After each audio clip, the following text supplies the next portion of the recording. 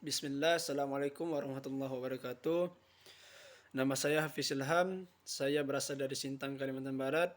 Saya dari jurusan Sastra dan Bahasa Arab. Saya akan menjelaskan pengertian filsafat, ilmu, dan dasar-dasar pengetahuannya. Baiklah, berikut saya akan menjelaskannya. Yang pertama, pengertian filsafat. Kata filsafat berasal dari bahasa Yunani yang terdiri dari kata Philien atau philos yang berarti cinta dan sophia yang berarti kebijaksanaan. Secara etimologis, filsafat berarti cinta, kebijaksanaan, love of wisdom, sehingga seorang filosof adalah pecinta, pendamba, atau pencari kebijaksanaan. Yang kedua, ada juga pengertian filsafat menurut para ahli. Yang pertama dari Aristoteles, filsafat adalah ilmu pengetahuan yang meliputi kebenaran secara berisi ilmu metafisika, retorika, logika, etika, ekonomi, politik, dan estetika atau filsafat keindahan. Yang kedua dari Immanuel Kant, filsafat adalah ilmu pengetahuan yang merupakan dasar dari semua pengetahuan dalam meliputi isu-isu epistemologi, filsafat pengetahuan yang menjawab pertanyaan tentang yang dapat kita ketahui. Terakhir, menurut Plato, filsafat adalah ilmu yang mencoba untuk mencapai pengetahuan tentang kebenaran sebenarnya. Berikutnya, tujuan filsafat secara umum. Untuk membuat manusia memiliki sifat yang bijaksana dan bisa menerapkannya dalam kehidupan sehari-hari. Berikutnya, untuk membuat manusia memiliki perspektif yang luas dalam melihat sesuatu. Dengan menilai berbagai macam hal di sekitarnya secara objektif, maka melalui filsafat diharapkan manusia akan lebih terdidik dan mampu memiliki pengetahuan yang luas untuk mengembangkan dan lebih mendalami ilmu pengetahuan. Manusia juga dapat memahami perkembangan kemajuan pengetahuan serta sejarah pertumbuhan dari pengetahuan tersebut, agar memiliki kemauan untuk berpendapat sendiri atau mandiri dalam hal rohaniyah, berpikir sendiri, serta dapat menunjukkan sifat yang kritis atau logis. Dapat mendalami pokok ilmu sampai ke cabang-cabangnya. Dengan demikian, maka akan lebih mudah dalam memahami hakikat ilmu beserta sumber dan tujuannya. Yang terakhir, berguna bagi dunia pendidikan karena baik siswa maupun pengajarnya punya pedoman yang kuat untuk mempelajari ilmu pengetahuan, terutama untuk membedakan mana persoalan yang bersifat ilmiah dan tidak ilmiah. Selanjutnya yaitu ada ciri-ciri filsafat. Menurut Nur A. Fadil Lubis dibagi menjadi 3, yaitu universal, radikal, sistematis. Universal yang artinya menyeluruh, yaitu pemikiran yang luas dan tidak aspek tertentu saja.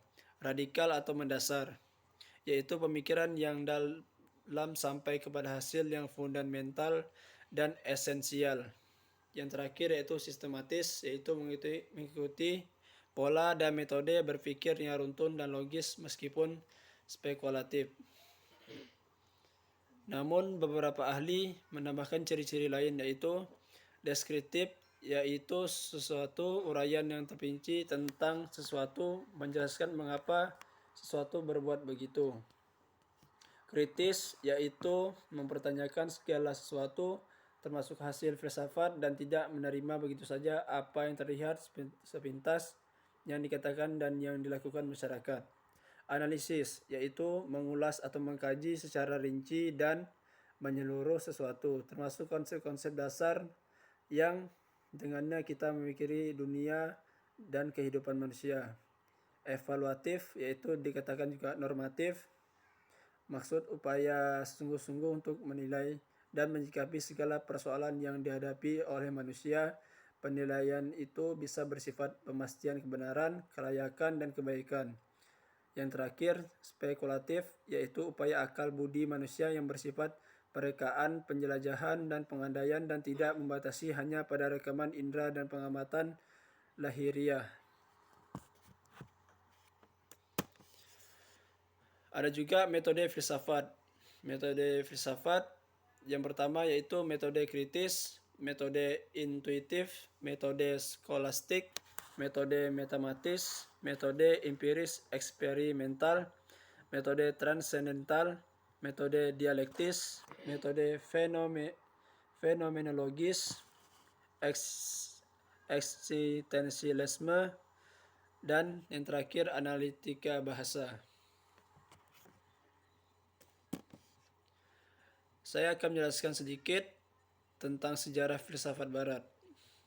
Filsafat barat adalah tradisi filosofis di dunia barat berasal dari pemikiran pra-Socrates yang aktif di Yunani kuno pada abad ke-6 sebelum Masehi, seperti Thales sekitar 624 sampai 546 sebelum Masehi dan Pythagoras sekitar 570 sebelum Masehi sampai 495 sebelum Masehi yang mempraktikkan cinta kebijaksanaan, filosofia, dan juga disebut fisiologi murid phys atau alam. Socrates adalah seorang filsuf yang sangat berpengaruh yang bersikeras bahwa dia tidak memiliki kebijaksanaan tapi merupakan pengajar kebijaksanaan. Filsafat barat dapat dibagi menjadi 3 era, yaitu era Yunani kuno, filsafat abad pertengahan atau Eropa Kristen, dan filsafat modern. Era kuno didominasi oleh ajaran filsafat Yunani yang muncul dari beberapa murid Socrates seperti Plato yang mendirikan akademis Platonis. Plato merupakan salah satu pemikir Yunani yang paling berpengaruh dalam keseluruhan pemikiran barat. Murid Plato adalah Aristoteles, juga sangat berpengaruh. Ia mendirikan sekolah peripatetik tradisi lain termasuk sinisme, stoikisme, skeptisisme Yunani, dan epikureanisme. Topik-topik penting yang dibahas oleh orang-orang Yunani termasuk metafisika dengan teori-teori yang kompeten seperti atomisme dan monisme.